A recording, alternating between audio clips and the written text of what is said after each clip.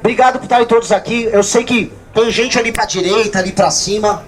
Pedrinho, a galera tá nos vendo do outro lado ou estamos numa situação aqui meio... Cadê o Pedrinho? Estão vendo? Estão vendo? Pessoal, muito obrigado. Diziam que seria absolutamente impossível a gente construir a jornada que a gente está construindo no Maranhão. É supostamente, talvez, a última grande fortaleza eleitoral do Lula junto com a Bahia. A fortaleza eleitoral que permitiria o Lula se reeleger nessas eleições agora. Só que o que a gente está vendo aqui, e eu volto a falar porque eu rodei Imperatriz, eu rodei Balsas, eu fui para Estreito, subi o estado todo, vi os lugares mais peculiares que eu poderia ver em todo o Brasil. Passei em Marajá do Sena, uma das cidades mais pobres do Brasil. E em todos os lugares, absolutamente todo, para minha surpresa, porque aqui eu não vou vir com aquele papo, não, o povo tá com a gente, é muito carro, é muita moto. Não, eu não vou vir com esse papo. Eu fiquei muito surpreso. Para minha surpresa, em todos os lugares que passamos, as pessoas reconheciam e apoiavam. E um número muito grande de pessoas reconheciam e apoiavam. E eu comecei a entender, calma.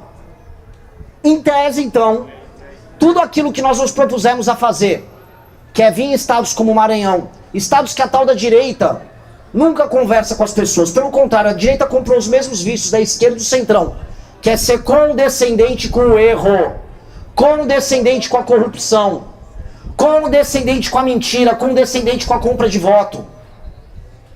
A direita brasileira, quando passou aqui para compartilhar dos mesmos vícios, os mesmos vícios de personalidade daquele centrão que trata as pessoas aqui de maneira absolutamente indigna. A regra aqui é a compra de voto, a regra aqui é a emenda desviada. E qual foi a minha surpresa quando eu passei em determinadas cidades? Santo Antônio do Lopes tem uma prefeita do PL. Ao ver que a direita aqui faz a mesmíssima coisa. E o argumento de todos é, ah não, é porque aqui é diferente. Aqui no Maranhão a gente se adapta. Eu não quero me adaptar. E eu não acho que vocês têm que permanecer adaptados ao absurdo. Vocês não têm que aceitar o absurdo. E eu posso falar com toda a tranquilidade de todos os estados que eu já rodei, em todas as viagens que eu fiz pelo Brasil. Esse é o que está no pior estado das coisas. A situação do Maranhão é de descalabro. É um lugar que vive como se fosse um país em guerra. A situação do Maranhão é assustadora. Todas as estradas que você anda, você estoura o pneu do seu carro, ou se você for desviar do buraco, você joga o carro na frente de uma carreta. Eu vi a produção da agropecuária tendo que andar a 10 por hora no sul do estado para conseguir escoar sua produção de soja, sua produção de milho, porque não consegue andar naquelas estradas. E eu me pergunto, fica andando para lá e para cá todos os políticos aqui são superstars. Não, é Brandão, é Braide, é Brandão, não sei o que. E ninguém consegue tapar a porra de um buraco. Eu vi uma briga, no começo do ano, quem faz o maior carnaval do Brasil? Ah, é o Braide ou versus Brandão? Foda-se o carnaval, caralho! Foda-se! Que porra de carnaval é esse? Vocês sendo tratados como animais. Os direitos humanos, vamos falar aqui, os direitos humanos daquelas populações pobres que eu visitei, todos vilipendiados, mas o carnaval estava em dia. O dinheiro pro show lá do Belmar é que estava garantido. Eu vi cidades, um dos casos mais bizarros de todos, Bacabal, em que o prefeito participava de um escândalo de corrupção que envolvia o desvio de 55 milhões de reais na área da saúde. Outro que envolvia cerca de 13 milhões de reais na área da educação. Andava por lá pela cidade. Oi. Vai na voz, pai. Eu andava por lá pela cidade. E aí o que eu via? Um escândalo envolvendo um cemitério em que os coveiros não trabalhavam. O coveiro não foi trabalhar. As pessoas enterraram a dona Raimunda, uma mulher, uma senhora que morreu, com a própria mão e com um balde. Só que o show do Wesley Safadão, de 1,3 milhões de reais, o show do Wesley Safadão foi pago. E aí vem onde a porca torce o rabo. Quem pagou esse 1,3 milhões? Foi o povo. Agora, mas o povo do Brasil, meus amigos. Exatamente. Porque eu vou falar de pacto federativo aqui. O Maranhão é o segundo estado que mais recebe recursos em termos proporcionais no pacto federativo, nem sei se é, talvez em termos absolutos. Ele manda muito pouco em arrecadação e recebe muito de volta. Isso gera uma briga gigantesca. Galera lá do sul, galera lá do sudeste fala, ué, eu mando meu dinheiro pra federação, o dinheiro não volta. Falta dinheiro pra fazer estrada no Paraná, sendo que o Paraná é um dos estados mais produtivos do Brasil. Eles falam, cadê o dinheiro? Foi pro show do Wesley Safadão. O dinheiro, supostamente, foi pra resolver lá na... Eu sempre eu erro o nome da cidade. A cidade das Mossorocas. Alguém me levante o nome. Buriticupu. O dinheiro foi na casa dos 32 milhões de reais pra Buriticupu. Saiu lá do Paraná, saiu de São Paulo, foi lá pra Buriticupu. E supostamente eles iam evacuar as pessoas e construir um bairro. Rolou evacuação? Não. Construir o bairro? Não. Mas o dinheiro foi tirado e o dinheiro foi gasto. Alguém roubou esse dinheiro no meio. E quem roubou? A gente precisa colocar um ponto. É a pior classe política do Brasil, que é a classe política do Maranhão. Eu vou repetir. É a pior classe política do Brasil de longe. Não há nada igual à classe política do Maranhão. Eu estava hoje na suposta terra do Sarney, Pinheiros. Meu Deus, os urubus têm nome na rua. Havia um urubu chamado Zé, chamavam ele pelo nome. E ele estava comendo carniça no meio da rua. Havia esgoto a céu aberto por todos os lados. As ruas abandonadas. Mas a pergunta, o dinheiro chegou ou não chegou? Porque se não chegasse, a gente diria, que situação, tá em petição de miséria, mas o dinheiro chegou. O dinheiro veio pra cá. O governo brasileiro, saiu no Jornal Nacional, ontem, me desculpa, o governo brasileiro comemorou a incrível marca de 32% do PIB está sendo tributado. Nós tivemos arrecadação recorde. Nunca se cobrou tanto imposto nesse país. E uma parte importante desse imposto está indo para sustentar essa classe política que não faz nada de absolutamente útil para as pessoas. E não há nenhuma perspectiva de melhora econômica e alteração dessa dinâmica. Querem um exemplo? Qual é o maior ICMS do Brasil? Maranhão. Qual estímulo à atividade produtiva tem no Maranhão? Qual a vontade que uma empresa tem de se instalar no Maranhão? Ela vai chegar aqui, vai vir um político achacar ela. 2, se ela for tocar a produção dela de um lugar para o outro, não tem estrada. 3, ela vai pagar alguns dos maiores impostos do Brasil. 4, o crime organizado já tomou boa parte do estado. Em todas as cidades que eu fui, eu vi símbolos e áreas controladas pelo PCC. E aqui parece que o trend do momento é o PCC crescer. Então eu pergunto, se está na cara que não é um estado que foi montado para receber empresa e ter atividade produtiva, o que faz a política do Maranhão para tornar esse estado, vamos colocar aqui, funcional? A política daqui se acostumou com o Pacto Federativo, em que a função deles é ficar no Senado e na Câmara dos Deputados, achacando qualquer presidente da República para mandar recursos para cá através de emendas e através de supostas obras que são todos, absolutamente todos superfaturados, todos roubados. Eles botam a porra do dinheiro no bolso, participam dos maiores escândalos de corrupção. Basta ver o vagabundo do Everton Rocha, o criminoso, o canalha, o Everton Rocha do PDT do Maranhão, vagabundo, dos grandes vagabundos da República, o Everton Rocha. E esse canalha tem matosões, sempre matões. Uma das maiores fazendas do Brasil, com campo de pouso de avião, cabem mais de 3 mil campos de futebol dentro da fazenda dele. Como é que esse cara comprou isso?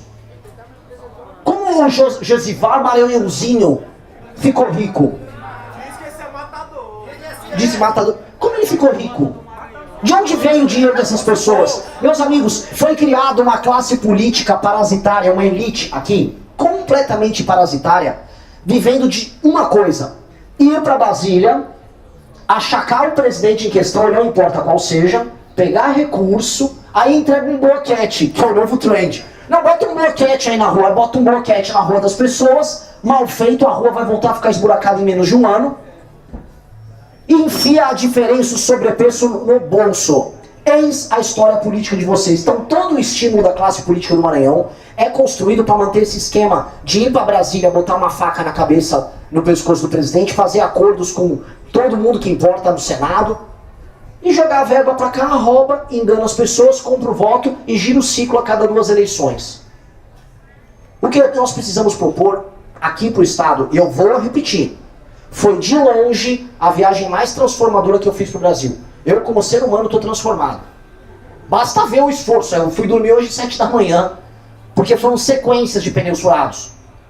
E o que eu digo para vocês é o Estado que está na pior situação em todo o Brasil. A situação do Estado de vocês é desesperadora. Porque é um Estado hoje inviável. O Maranhão hoje é uma inviabilidade. E político que me apareça dizendo por aí, não, porque agora eu vou ganhar, porque agora é o Brand, agora é o Brandão, assim que é o Brand. É mentira, é mentira. O jogo é bem simples. Se quisessem fazer o Maranhão crescer, não estavam cobrando o maior ICMS de todos. O jogo deles é ir em Brasília, achacar a presidente, pegar dinheiro, botar no bolso e entregar uma migalha para os mais pobres. E vocês estão aqui? Aqui tem pessoas pobres e pessoas de classe média. Vocês são os otários que pagam essa conta. E que não dispõem, e esse é o ponto, de meios de ação de enfrentar eles. Eu tentei entender, eu tentei ter conversas. Em todas as cidades que nós fomos, eu conversei com as pessoas para entender qual é a dinâmica, porque é diferente da dinâmica de onde eu venho. Em São Paulo é um estado de pessoas de classe média, vocês entendem isso? Há pobreza? Lógico que há, mas é um estado de pessoas de classe média. E a pessoa de classe média é uma pessoa enxerida. Por excelência, o cara de classe média acha que ele tem direitos, que ele é um cidadão, e que ele pode participar das discussões políticas na cidade dele. Ele é como se fosse um homem livre na ágora. E ele quer ter opiniões. Bom é um país em que as pessoas são assim, certo? As pessoas mais humildes aqui, e mesmo as pessoas de classe média, não acham isso. Elas não conseguem perceber isso, porque elas acham que a política está muito distante delas, porque essas figuras são muito ricas, muito poderosas, elas dispõem de muitos meios de ação. Todos esses políticos do Centrão concentram os empregos nas prefeituras pequenas. Mesmo as pessoas mais pobres, que são vítimas desses caras, tem algum parente que está trabalhando na prefeitura e aí não pode falar mal da prefeitura. Vocês viram? Eu fiz uma IRL numa pequena cidade, lá em Marajá do Sena. Vocês viram ali as famílias falando? Todo mundo tinha algum parente na prefeitura e não podia falar mal do prefeito. Dito isso, a vida na cidade é uma desgraça. Então as pessoas, elas ficam numa posição hipossuficiente. Elas não conseguem agir. Elas não conseguem reagir. Elas acham que é impossível fazer qualquer coisa. Porque essas figuras políticas, realmente, e é desproporcional, tem tantos meios de ação, tem tanta grana, tem tanto cargo, tem tanta empresa em esquema, tem tanto rolo em prefeitura, que essas pessoas não acham que dá pra fazer. Pois bem, o que estou vendo aqui, vocês repararam que não estou falando aqui como pré-candidato a nada. Eu estou falando aqui como alguém que quer dar uma arma pra vocês. Eu vim aqui conclamar vocês para uma guerra. Isso aqui é um convite para uma guerra. Nós precisamos destruir a classe política do Maranhão. A classe política do Maranhão faz mal para o Maranhão e faz mal para o Brasil.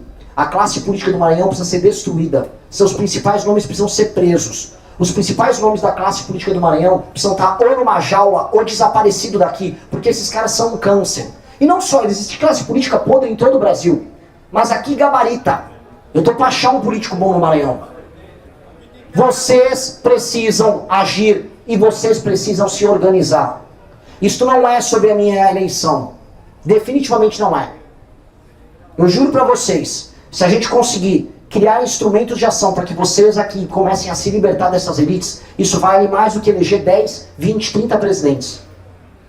Porque de fato, eu já tinha falado o burro do Flávio Bolsonaro imitou, né? Eu falei, o Nordeste é a solução, mas ele não entendeu isso. O Flávio acha que o Nordeste é a solução porque ele vai ter voto no Nordeste e ganhar eleição. Ele acha que é a solução pro bolso dele, esse filho da puta. O Nordeste é a solução, deixa eu ensinar agora, vamos ver se ele imita direito esse retardado mental. O Nordeste é a solução, porque se a gente empodera o Nordeste que trabalha e produz, e esse Nordeste derrota as suas oligarquias, o Nordeste não vai viver de pires na mão em Brasília.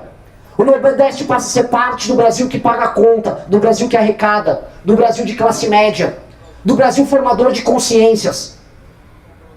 O Nordeste para de exportar migrantes para outros lugares para viver de maneira indigna em favelas, em bairros pobres e grandes centros urbanos. E passa a ser um lugar que vai receber gente. É isso que o Nordeste tem que ser. O Nordeste como solução é isso. E esse Nordeste passa em derrotar essa elite. E é uma guerra que a gente tem que ter. Por isso que eu falo do Nordeste como um todo e falo em especial do Maranhão. O caso aqui é muito grave. Não dá para ficar comemorando a merda de um carnaval, do Brand, do Bright. Foda-se novamente o carnaval 1000 vezes. Vocês não têm que ter o melhor carnaval do Brasil. Vocês têm que ter as melhores estradas do Brasil. Vocês têm que ter as melhores escolas do Brasil.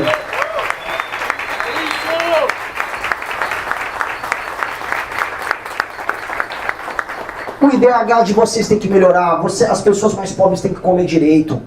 As pessoas têm que sair alfabetizadas da escola. Tem que ter atividade produtiva. O ICMS daqui tinha que ser mais baixo que o de São Paulo para atrair empresa para cá.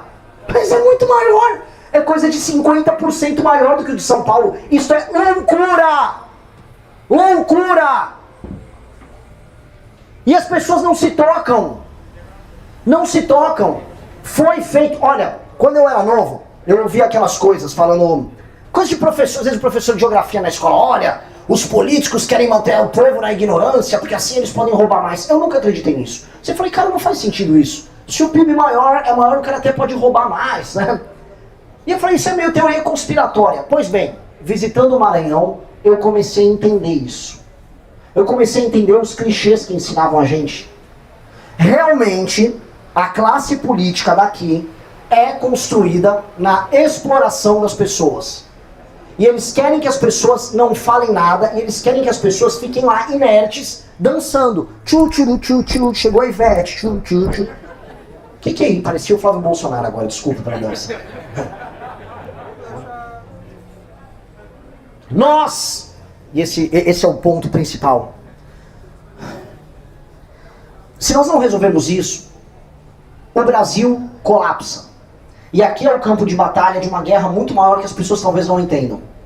Por que o Brasil colapsa? Olha, a economia do Maranhão definitivamente ela não é uma das economias que fariam o Brasil colapsar. Quando eu digo do colapso, estou falando do colapso institucional de uma nação. Não, cada vez menos vai fazer sentido para uma pessoa que está pagando uma das maiores cargas tributárias do mundo, em Goiás, em Minas, em São Paulo, sustentar o Everton Rocha, vocês entenderam? Não vai fazer sentido. Não vai dar para uma parte produtiva do Brasil sustentar uma parte improdutiva. E o Brasil está começando a rachar no meio. Ele está começando a fraturar, está gerando ódios interregionais. E a gente não pode permitir isso, porque o Brasil nasceu para ser imperial. O Brasil é uma nação de dimensões continentais e de vocação imperial. Nós não podemos ser um país de vocação fraca, ou um país dividido em republiquetas, como é o restante da América do Sul. A América Espanhola se dividiu. Não, a nossa vocação é muito maior. Só que se é um pacto pressupõe compromisso de todos, certo? A classe política daqui não quer compromisso de todos. A classe política ela quer roubar vocês aqui, ela quer roubar o pessoal em Minas, ela quer roubar o pessoal em São Paulo, ela quer roubar o pessoal em Pernambuco. A classe política daqui, ela só quer roubar. E ela não quer saber, ela é uma praga de gafanhoto. E nós precisamos eliminar essa praga. Nós estamos trazendo um instrumento para vocês. Nós montamos um partido político que é o partido político da minha geração. É o Partido Missão. Esse partido vai fazer com que pessoas humildes, pessoas de classe média, espalhadas por todo o estado, possam se organizar para participar de eleições. E vocês vão começar a vencer. Uma coisa que minha pré-campanha está provando aqui, e vocês podem ver, o pré-candidato a presidente mais viral no Maranhão, de longe, hoje sou eu, não sei se vocês estão sabendo. De longe, de longe. O que minha pré-campanha...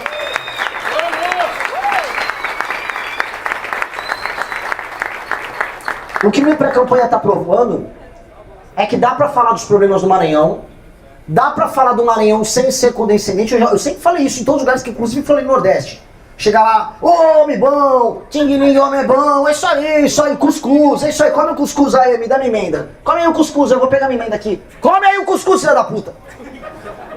É isso. Eu não vim aqui fazer isso. Eu vim avisar. Comprou voto, vai preso 20 anos. Vendeu o voto, vai preso 10 anos. O povo vai parar de vender voto, comprar voto aqui.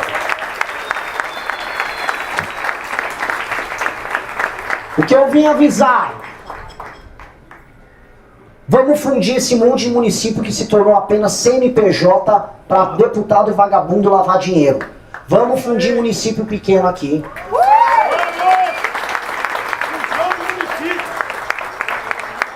E vamos fazer uma revolução. Qual é a grande revolução administrativa? Veja, meus pais moram numa cidade chamada Vinhedo, no interior de São Paulo.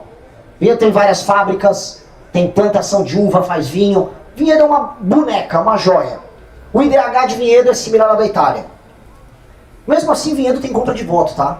Lá tem conta de voto, para ver que esse problema é nacional. Pois bem, Vinhedo, os indicadores estão ok. A vida está rolando bem em Vinhedo, seus 70 mil habitantes. Quando eu olho para as práticas na área de educação, saúde, não é que eles acertam quase tudo, mas não vão mal. Estão terminando de cumprir as metas de saneamento básico deles. Há um plano de médio e longo prazo para metas em diversas áreas. E o que eu digo de Vinhedo? Vinhedo se torna uma cidade boa para se viver. Você vai arrumar emprego em Vinhedo, se você precisar ir no posto de saúde, você vai ter um bom atendimento. Já tem hospital em Vinhedo, uma cidade de 70 mil habitantes. Só que quando eu olho para cá, há algum estímulo para o político daqui entregar uma educação boa? Há algum estímulo para o político daqui fazer cobertura de água e saneamento básico? Não há. Eu vou falar uma coisa para vocês, para a galera entender.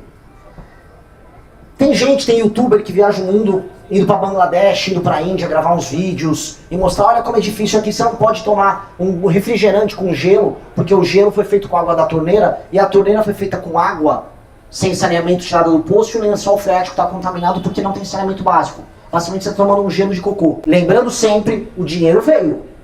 O dinheiro veio.